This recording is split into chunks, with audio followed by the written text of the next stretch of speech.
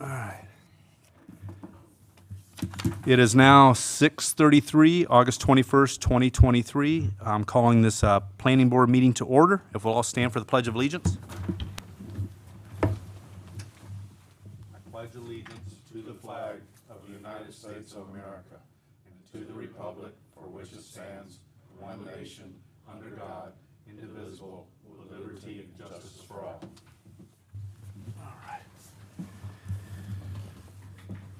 All right, the next thing up is the roll call. Donald Alderman, Here. Brad Riddle, Here. Tim Bolliger, Here. Steve Tapanis, Here. Mark Bertacci. Here.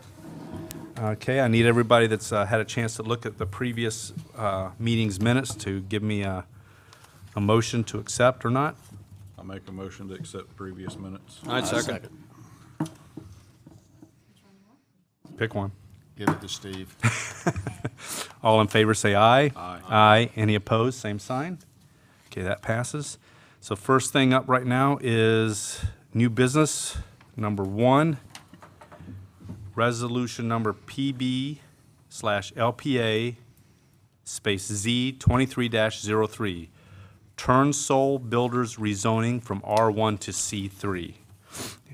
What do you got for us on that? Mr. Chair, Yes. I will read this by title only in just a second. This is quasi-judicial, so if there's anybody that intends to testify about this matter, if you'll stand up and raise your right hand. That's Christie for sure. Do you swear or affirm to tell the whole truth and nothing but the truth? Witness has been sworn. And also at this time, if there's any ex parte communication about this matter, then we need to disclose that now. Meaning if you've talked to anybody outside of this proceeding about this particular matter. None of that, so we're ready to go. We're ready to And go. with that, I'll go ahead and read the resolution by title only, and then at the appropriate time, a motion can be made to pass it, continue it, deny it.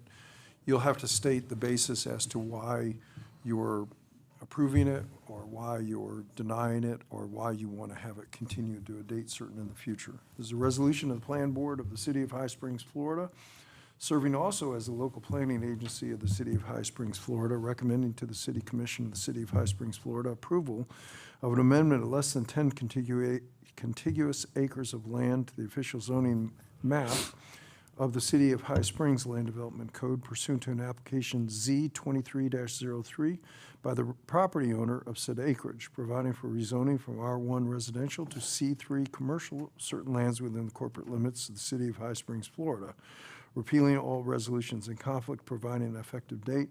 The appropriate motion at the appropriate time is to pass, continue, or deny resolution number PB/LPA Z 23-03. All right, Christy, what do you got for us? So this is a rezoning of two different parcels. They're contiguous to each other. It is next to the storage unit that is off of 441, and it's owned by Turnsole Builders. So basically, they are rezoning from R1 to C3. It's already adjacent to C3. It's along a highway. This meets the criteria needed for staff to say we do recommend approval on this one.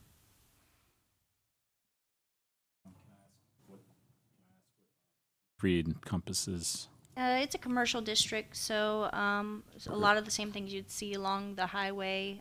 There's different uses associated, but yes, it's a commercial district mostly. It's more of a intensive commercial district. Correct. Yes, it's pretty intensive because it's along the highway, so it's a commercial district. The storage unit's a C3, correct?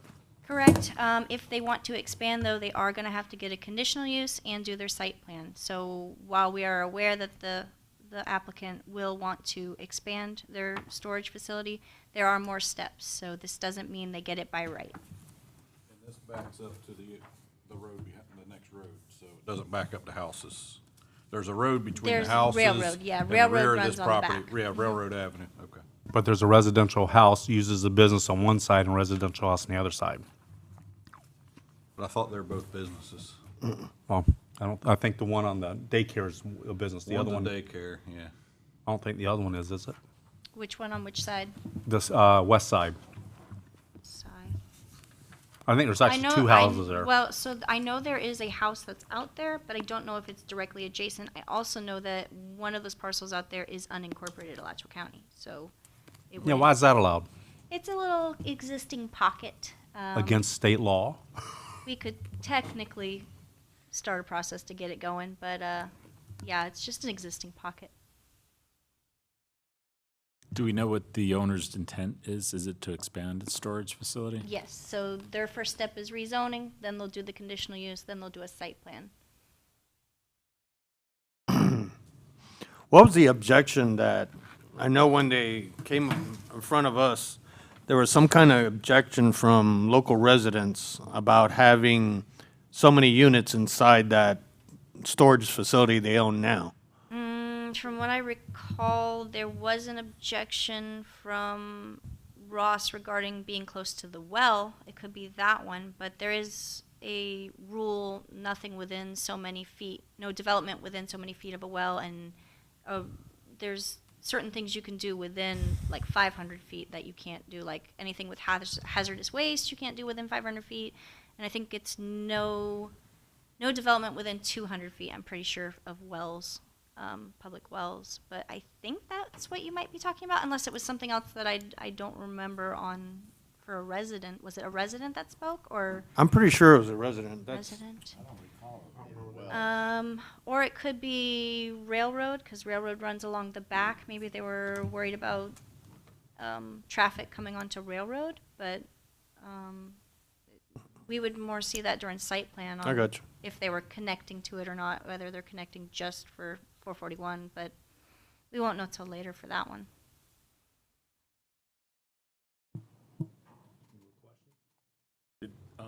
Did the applicant just buy the property, or had they owned it? They've for a owned it while? for quite a while from what the records show anyways. At least I'm pretty sure. Hang on. I know their deed is in here. Oh no, I guess it's been since 2019, but it was also, it looks like it belonged to a business beforehand as well. I guess when they purchased, they're the ones that redid all the storage units that were there currently. Right, yeah, the Turnsole Builders, they own the storage facility that's currently there on the adjacent parcel, not the ones being rezoned.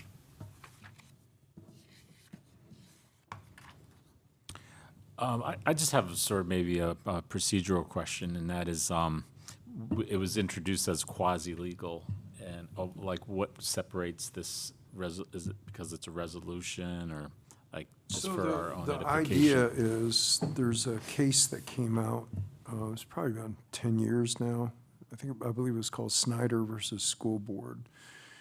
And the idea is that you are acting as almost like a judicial body in your determination of zoning matters. Now, it's not changing the comprehensive plan, it's the actual zoning of property. So the way to define it in your mind, the best way to define it, if it becomes quasi-judicial, if it relates to a single parcel of land. If you're changing the comprehensive plan, or you're changing the land development regulations for the whole city, that is not quasi-judicial, because it's not drilling down and determining what is the zoning for a particular parcel of land. Whenever you have something like that, whether it's rezoning or a special exception, a variance, that sort of thing, it's likely going to be a quasi-judicial procedure under this Snyder case. And so what that does is it sets up when I say you, it's the collective body making a determination of, is this a zoning that meets the change of zoning? Does it meet the requisites of the land development code? In the sense is it compatible? Does it fit the surrounding area? Does it benefit? When you just asked one of the most salient questions is, what are the uses permitted by right in this area? And do those uses as a whole fit? And the reason that that's an important question, not so much what is the future use that this property is going to be by this landowner, because the landowner could sell it tomorrow under C3, and any of those uses that are permitted by right, then go into that area. As Christie says, in this instance, if they want to do the warehousing, then they have storage facility, then they have to also get additional approvals. So it's not just the zoning. But the real question is, if I get this zoning C3, which is commercial intensive, is it on a highway? Does it fit that, does it make sense in that area? And your decisions should be based upon testimony that comes to you from people like Christie, who's a planner. Or if the applicant was here and had a planner before you, usually they have a bunch of degrees, or certifications in their name. And so their testimony is given probably greater weight as to whether you should rezone it or not rezone it. And that's where this all comes from. That's what makes it quasi-judicial.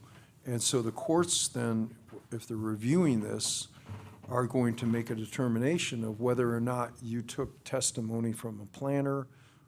What did you do in making your determination to yes, rezone it, or no, deny the rezoning? And there has to be a basis for that. The law says that the basis and the testimony has to be on a basis of competent and substantial evidence.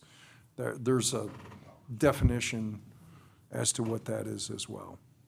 You mean like if there is an appeal by one party or another? That's exactly right. That's exactly right. So somebody came in and said, you made a bad call on this one.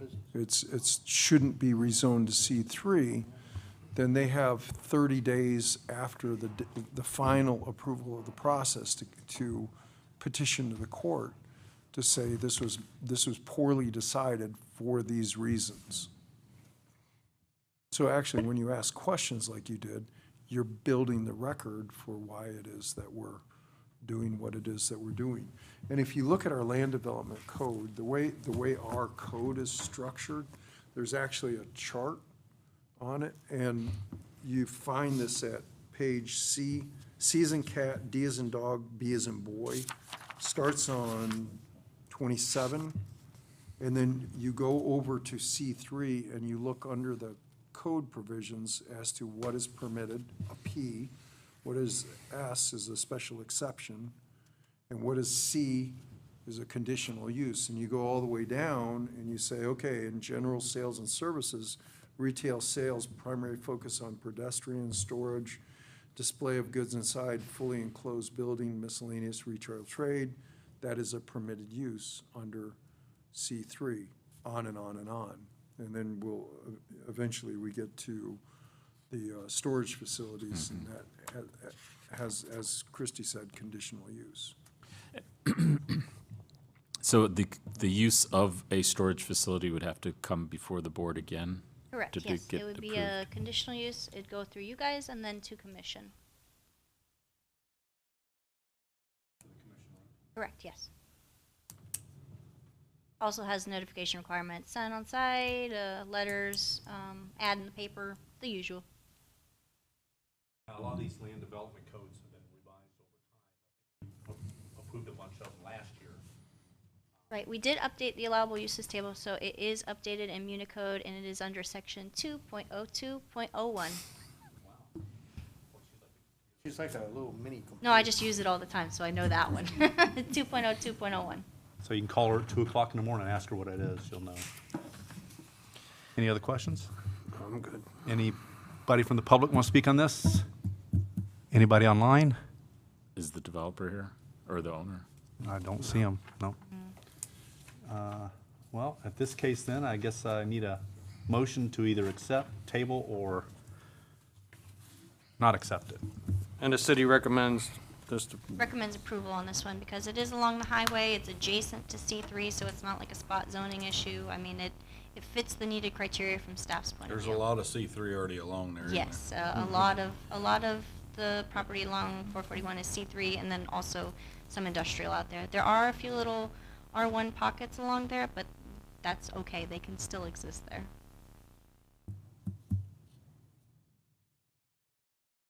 Okay. I make a motion that we accept Resolution Z 23-03. I second. It's been first and second. Any more discussion on it? Roll call? How about Tim Bolliger, Yes. Steve Topanis, Yes. Mark Bertocci, No. Donald Alderman, Yes. and Brad Riddle. Yes. Motion passes 4-1. Okay, the next item up is the Life Spring Church site plan. Was that zoned properly the first time around? Because I don't remember this coming So up. the zoning is R1A, which does allow churches by Okay, right. all right. I just didn't see there was rezoning come up on that before. Yeah, churches can go anywhere. All right, what do you got for us on that then? So it's just basically a church, a site plan. It meets all of the regulations that we have for, in the LDC for a site plan. It's been approved by the Site Plan Review Committee, which is made up of, Ashley, the city manager, and then all the different directors for the different departments, so fire, police, public works, building. So we are recommending approval on this one because it does meet the needed criteria. Anybody here to speak on that? The engineer is here, so if you have questions, you can ask some technical questions. You can come up. Maybe sworn in, Oh, I thought you did that. just for one. Oh, that's right, yeah. You swear affirm to tell the truth and nothing but the truth? I do. That's right, he just did Christie earlier, Yeah, didn't he? just me. Okay. Good evening, board members. My name is Josh Highlander. I'm a contractor as well as a civil engineer representing the church. I really am just here to ask or answer any questions that you may have regarding the project and fill in any gaps. The rear retention pond, it meets the 100-year floodplain, but it has no pop-off if we exceed that or get multiple 100-year floodplains in a month or two. Does it? Yes, sir. The criteria is such that it's 100% attenuating, so we've over-designed the pond to take a series of events. It's modeled actually to account for. Year rain every other month now, Yes, sir. and it's getting worse. And I've been seeing a lot of ponds that are overtopping and flooding people downstream. And, that's my concern with when we get into these ponds. They have us actually run sequential storms now for back-to-back 100-year in order to offset that. So the pond is very sizable, I guess, has additional volume in it to account for it. But the Water Management District administers that criteria very specifically to us for dry retention. And DOT, do they gonna make you do turn lanes and? No, sir. We approached them up front and provided an analysis based on the vehicle trips per day. We have a standard commercial driveway because it's limited access, but larger radius, so people can slow down and get off the road and get clear. But based on the calculations and trips for this, it did not warrant a turn lane or expansion of the highway out there. Yeah, it took me to about 2 o'clock today to figure out where this was at, because it didn't have an address, and I finally figured it out today, this afternoon. What is the trip load? Did you know what that number is? I don't know offhand. I can tell you, so the church has 100 members. Okay. Usually, based on the occupancy of the building with a church, it's a percentage of the overall trips calculated. And all the data comes from, national data in ITE, or the trip generation manual, for the easiest way to say it. But it's a fraction of what the overall occupancy of the building would be, because you have car ridership and children that attend the church as well. But according to the pastor, and I verified with him before I came in, there are about 100 members right now for the church. So it should be a fraction of that 100. And then, Yeah. On the right, yeah. Where's this church currently located at? It was the old fellowship church on 441. Okay. And for lack of a better way, to say it, they made a decision to actually scale down the size of their church. And I think that's partially because that frontage and that large acreage is difficult to maintain. True. And it puts a burden on them financially, so. Any other questions? yeah, In fact, I think they're doing something on it right now. they're working on it now. Yeah. The buffer, you're gonna keep the buffer all the way around it? It Yes, looks sir. like with the tree, except for the one, I guess, northwest or southwest corner. Yes, sir. There's an entry strip, so there's two parcels associated Yep. with this. Isn't one whoever- commercial? Isn't one parcel commercial? No, sir. They're both No, they're both R1? R1A. Yes, sir. Whoever originally owned the property and sectioned it out and made it as kind of an entry parcel, it's wide. I can't remember how many feet, but we've centralized the driveway, so there's approximately 30 to 40 feet of buffer between the driveway and the existing property lines. And that's staying. Yes, sir, that's staying. In fact, we stayed away from all the adjoining properties because it's surrounded by R1A, I believe, or R1. Have we heard from any of the neighbors? Have you guys talked to any of them? No, sir. Other than who the property was acquired from, they still own the adjacent property to the north. They're the only ones that I've personally engaged with. The pastor may have engaged with other neighbors, but I'm not sure. How many square foot is this building? Total square footage, there's a drop-off canopy out front, so it's approximately 8,900 under roof. Less the drop-off area, the occupied space is somewhere between 8,200 and 8,300 square feet. Have the capacity of the church itself? Yes, 200 and something. That gonna be big enough? And so the maximum capacity, based on the design of the building, every church hopes to grow. 280 I mean, that's their mission and intent, but the sanctuary is designed for a maximum occupancy of, I believe, 225 people. And we were required to go a little bit bigger because of, clearances. Actually, Bruce, or the fire chief, they look for certain clearances within those sanctuaries, and they'll evaluate the seating once it's in to make sure those clearances are appropriate. So we go a little bit bigger with the occupancy, even though the church membership is smaller than that. Yeah, we're building a church, and I think we're gonna be exceeding it by the time we move in, so. Well, according to a 1.0 drawing, it shows the occupancy at 280 people. The total occupancy for the Total. building. Yes, sir. Yeah. So you figure the sanctuary occupancy is approximately 225, I believe. Right. There will be a certain percentage of children that attend the Sunday school. Sunday school. Yes, sir. Yeah, and it has it broke down here. It had like one classroom, 45, another one, 11, 9, 11.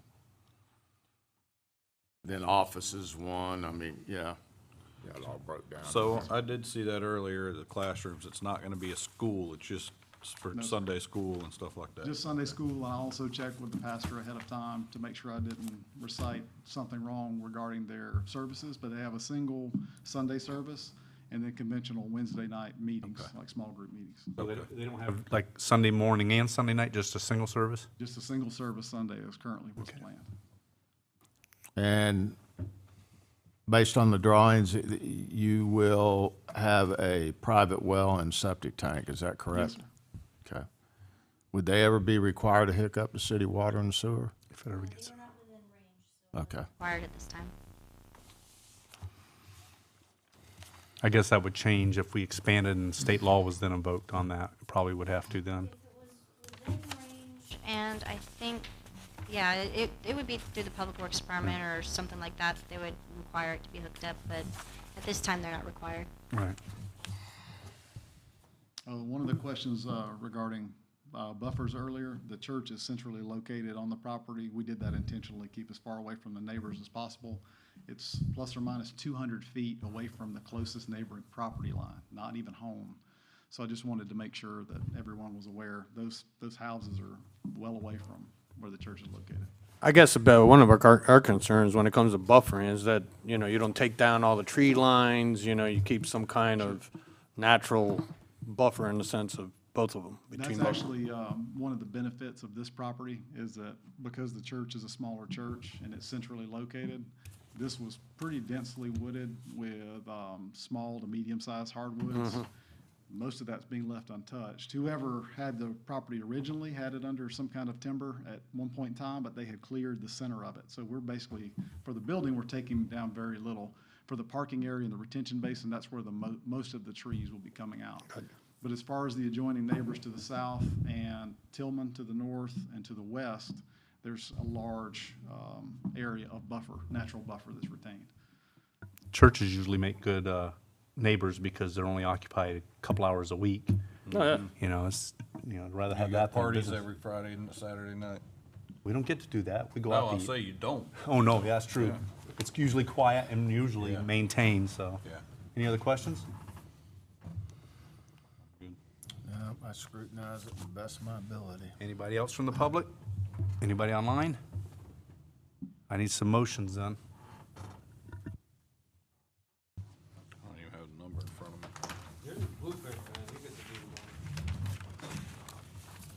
Don't have a number on it either. We can't approve it, it's no number. So- Do we have to have a number? I'll make a motion to approve Life Spring Church site plan. I second. Okay, we have first and second. Any more discussion on that? Public, anything? All right, we need a roll call vote? Mark Bertacci, Yes. Donald Alderman, Yes. Brad Riddle, Yes. Tim Bolliger. Yes. Motion passes 5-0. And I guess that's all the agenda? Can we discuss with him on that, or should we do that after the meeting on the, what we're talking about, the email stuff?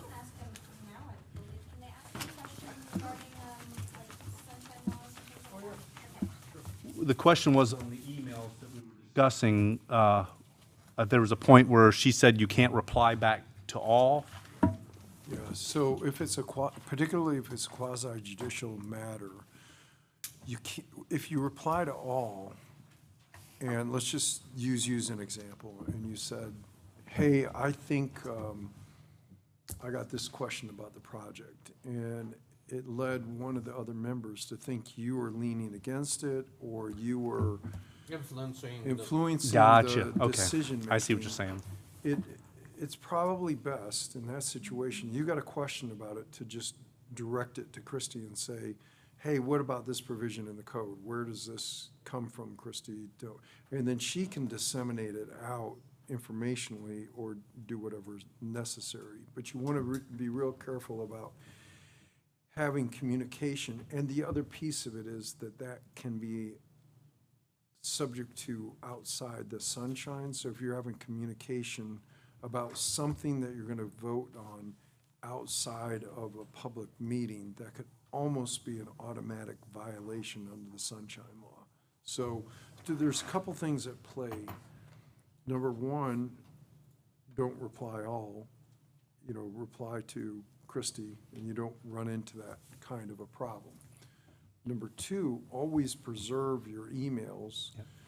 Send it to Christie, she'll preserve it, so anything related to business or to the city of High Springs is cataloged for City of High Springs. What we don't want to do is open up your computer to somebody.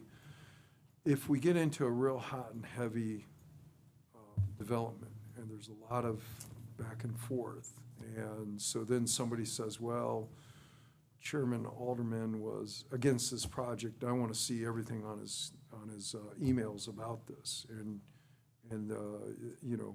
well, I've preserved it with the city. Anything that's city business, you can't see my personal Right. emails. What you say to your wife should be personal between you and your wife or whatever. That's not appropriate. So we want to try to shield your personal life from what's going on here, this kind of thing. So there's just a couple of things to keep in the back of your mind that the do's and don'ts of this.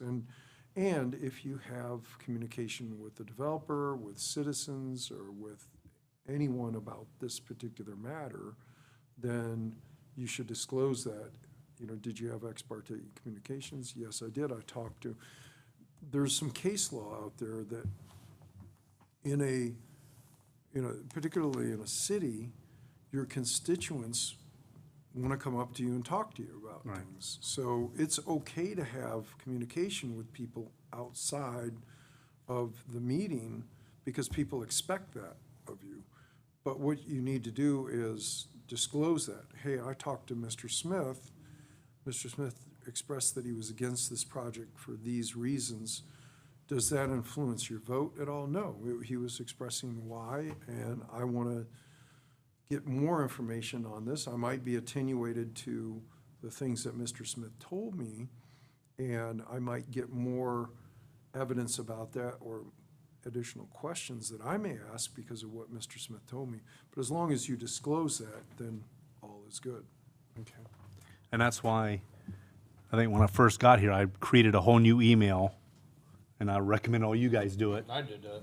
Just that way, they want to subpoena the email, that here's the email, you can't have my other ones, that's this one here, but, and then, of course, like the lady that told us about the burial ground that was off the record, that never was there, but that's what he's talking about, so we researched that. Okay, makes sense. But is it in fact the case that you made a distinction between personal emails and business emails, for lack of a better word? Is it the case that somebody could subpoena our personal emails if that's the email address we use to communicate, like a reply to all, or? The big case on that one came out of Orlando. And so it was a real hot zoning item, which is kind of, these things get real controversial, Especially in Orlando. especially in Orlando. So the city commission, the commissioners were texting amongst each other and said, well, that's a dumb idea, and they're criticizing the presentation and commenting on the presentation between themselves. And somebody. While sitting on the board? While sitting on the board. And so somebody said, well, I want to see what it is that you're communicating about with each other. If you're texting your wife, honey, do I need to pick up anything at the store on the way home? And she says, get some bread, some milk, and some eggs. That's personal. That doesn't need to be disclosed. If you're texting your fellow planning and zoning board members on a quasi-judicial matter, well, that is subject to disclosure, and it's a public record. So then the next thing that happened was, using Donald as an example, oops, my cell phone fell in the toilet. Oops, and then everybody was destroying their evidence of it. And it just went from bad to worse to, so you.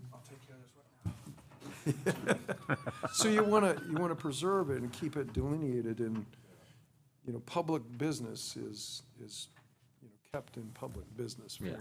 Yeah, understood. Christie maintains a copy of everything that we reply back. Yep, she does. And so if somebody said, I want to see the communication that you have on this thing, the first place is Christie, and she'll get it all assimilated and say, hey, come in here, take a look at this and make sure I'm producing everything, but I think I've got everything collected, and you look at it, and yeah, it's good. Shoot it out, send it. But if you've got a separate email just for this, and they want to push it further, you say, well, here's my email, and here's my password, have at it. And it's only city stuff. So since we're on this topic, going way back to, I believe it was November last year, which I have it all documented, Christie gave out my number, which she told me she was. I had this long conversation with this lady about the Bridlewood development, but I was only sharing with her what I had been given in my packets and that, where she could go dig up information. But when the time comes and we review Bridlewood again, then I'm gonna need to convey that I have spoke to somebody. Yep. Which I have the dates, the time, and how long I was on the phone. Exactly, you're doing everything correctly then. All right, 'cause I- Does that block him from doing any voting? No, it doesn't. And if you express opinions that I'm gonna vote against it for these reasons, here's the thing, it's just like a judicial proceeding. So you don't want the judge prejudging the case. You don't want, when you go in front of a judge, quasi-judicial, but in a regular court of law, that judge is supposed to be unbiased and is supposed to hear the evidence of what goes on in that proceeding at that proceeding. That's the concept of substantive and procedural due process. So if I say something in a court proceeding and there's testimony in a court proceeding, the other side has the ability to come in and say, wait a minute, Scott's wrong about that for these reasons. So it's all fleshed out. And if you're expressing an opinion that outside of these proceedings that, well, I don't think this should go forward for these reasons or whatever, then that's where you should recuse yourself, because you're no longer unbiased and you've already expressed a feeling or a belief that no matter what comes in front of you, it's not, you're gonna vote against it, or you're gonna vote for it, or whatever the vote is. So if you feel like you are no longer in an unbiased proceeding, and you're, no matter what information comes before you, is not gonna persuade you one way or the other, then that's where you should recuse yourself from the vote. Does that apply to the commissioners too? Same rules? Yes, same rule. Same thing. The development up off of 210 there, what was that one? Do you remember what that's called? The 15 or 14 or 15 homes? Crockett Springs. I went up there and met with a lot of neighbors right after the first reading of that, and I had to disclose that when it came forward, that, and then said that it's not, it was a meeting, they were showing me stuff, and that it wouldn't affect my voting on it, so. But that gets me in the clear, hopefully, so. Anything else? I got a question for Christie, and we already voted on it, so. How many churches do we have in High Springs right now? But we definitely have a lot of churches. We're not over our limit yet, so. No, I don't think No, there as is. long as a- everybody's got a place to go. Everybody seems to have a place to go. We've got a lot of churches. Well, while we're still on that of churches and stuff, let me do this. What are we gonna do about these pockets of county property? Is there any, what can we do or start or force? That's a better question for the attorney. Thing that we could I mean, we force, fought to but- get rid of the Boundary Adjustment Act, finally get rid of that, and we did nothing while they did that. I mean, Yeah. state law states we should not have enclaves or islands. We have a few enclaves, but I don't know the process. I know it would be a legal process to force somebody in, but No, it's not illegal if it's an enclave or an island, it's not illegal. no, I mean, it would be Oh, legal, it'd like be- a okay. legal process, not Yes. illegal. Like January 1st, you're in, so. So the, typically, what I've seen cities do before is to say, here's our tax structure, here's the benefits that we have, fire, police protection, here's the city services that we provide. You're adjacent to the city, you're contiguous to us. We would like for you to annex to the city, and your tax structure in the county is thus and such, your tax structure in the city is thus and such. Typically, if there's a tax savings there, then people get interested in that.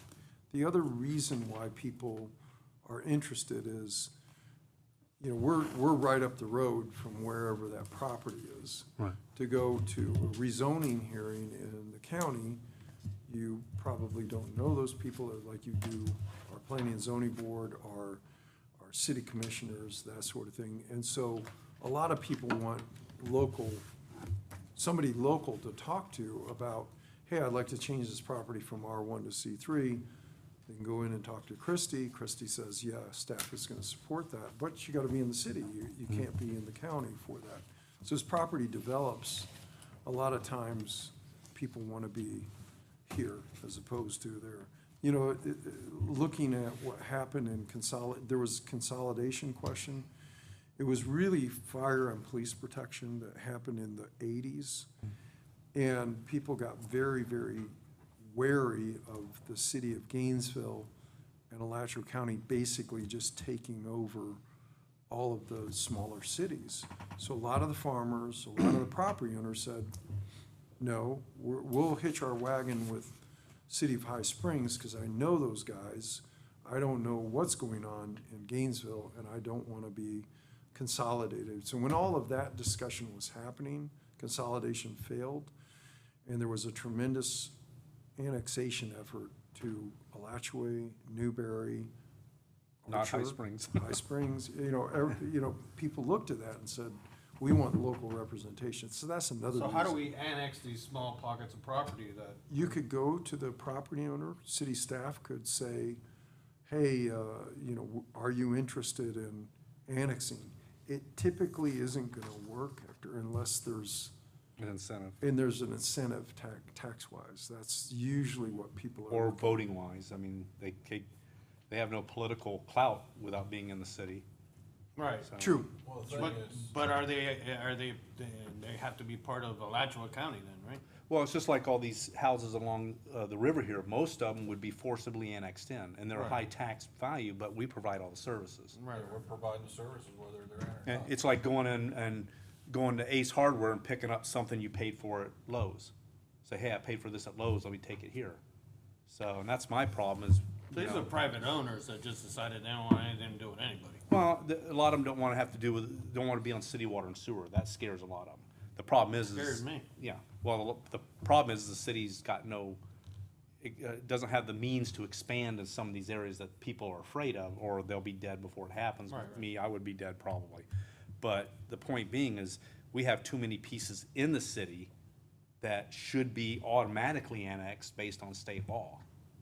And we've Which just in a- procrastinated for a decade. But in a nutshell, what is the state law that should? State law says that it's illegal says to that we have an should. enclave or an island within a city limit proper that does not belong to the city. An island being one parcel by One itself, parcel by an itself, or even enclave. couple parcels by itself, as long as they're completely surrounded. Or one parcel by itself that's surrounded on 3 sides. And an enclave is just several parcels Like, within. Usually it's one, when it's an enclave, it's one parcel surrounded on 3 sides. And there's ways to make those an island. You go to the guy on the end and you say, hey, you want to annex in, they annex them, then they all get. So there's no, so it's completely voluntary based upon the owner's wishes, or is there a, On areas that are not enclaves or islands, it can be If it's an voluntary. enclave or island, state law. that means So the that city can automatically force it? goes to the city. Should be automatically, they've been fighting it off because nobody's gone and pressured them. There should be a letter sent out to everybody stating, on January 1st, you become part of the city because of these reasons, and the state laws are there. The only reason why I know about it is I went through it Right. 30 years ago. How many enclaves and islands are there, There like was parcel? something, last time I heard, there was like 16. 16. parcels. And, Big parcels? Like, well, just different parcels, and then, of course, whatever, the river actually counts as part of the border. So they can't say, well, we're adjacent to Columbia County. No, the river becomes the end. So if you're trapped down there, you should also be, but it depends on who's next to him and if they're adjacent to the count, or if they're adjacent to the county. If they're adjacent to Columbia County and the city, they're automatically in. And my point being, and I've argued it over the years, is like, just force them in. They're gonna be mad about it, but there's nothing they can do about it. But Tax revenue. that's the whole point. So- They're paying the county for our services. So is it just a personnel issue with the city that it hasn't I just been think done? that they just dropped the ball. For many years, the county had what they call the Boundary Adjustment Act, which would only allow you to annex if the county gave you approval.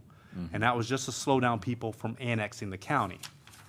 The charter of Florida is basically that all counties will eventually be absorbed by municipalities.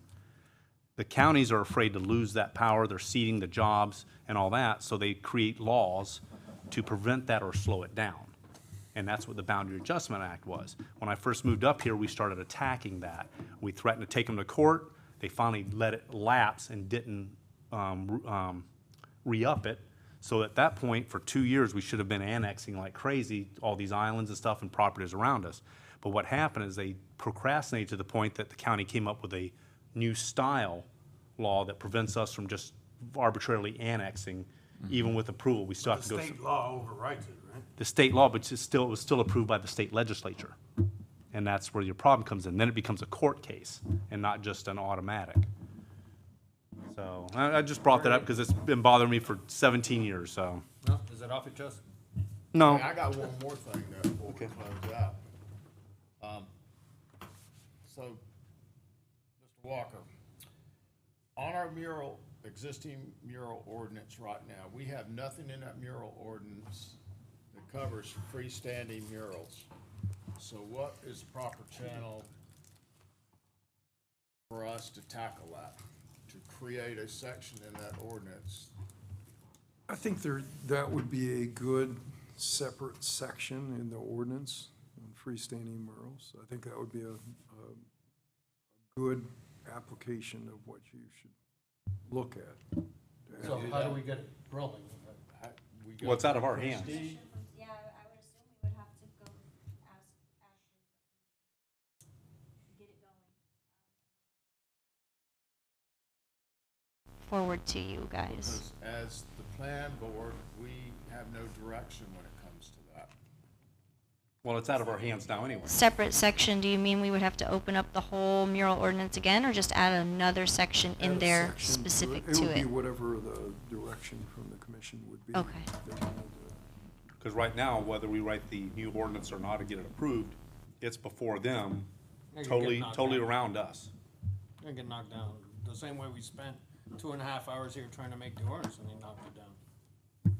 Well, we need some guidelines, and the commission needs guidelines as well. No, the commission just does what they want, so. Well, anyway. But You wanna close the meeting now? We got a code enforcement officer yet? Yes, we do. So it's Chris Barnes. He started not too long ago, a few weeks, I guess, and he's doing a pretty good job. He's been cleaning some stuff up. If you have things that you want to report, you can feel free to email him or call him. He is in the codes department. I know one thing I had brought up before was 198th Avenue behind the school. The green metal T-posts that had orange fence on them last school year, the orange fence is rotted away, and they're right up against the edge of the road, and the city is liable, because they're in there right away, if somebody gets killed or stuck by one, and it's been there, it's asinine that it's been there for over a year now, and no one has got on the school board to do anything about it. That's county though. See, that's what one of the problems we have is we cannot. The road is enforce- 198th is city. We just paved it. Really, but is it in the easement or is it in the In the county right-of-way. property? No, It's in the right of way? It's Okay. right up against the edge of the asphalt. It's in the right of way. Yeah. It can needs do to be something about taken it if care of it's ours, before yeah. City of High Springs has a lawsuit on them. So I will forward the info to I mean, every Chris. time I drive by, it Yeah. just makes me sick, 'cause somebody hits it, it's gonna go right through them. I'll send it on over to Chris. We'll get Thank it. you. We'll get it going. We all having fun yet? I make a motion that we adjourn this meeting. Second. All in favor, say aye. Aye. Aye. Any opposed, same sign. Meeting is adjourned.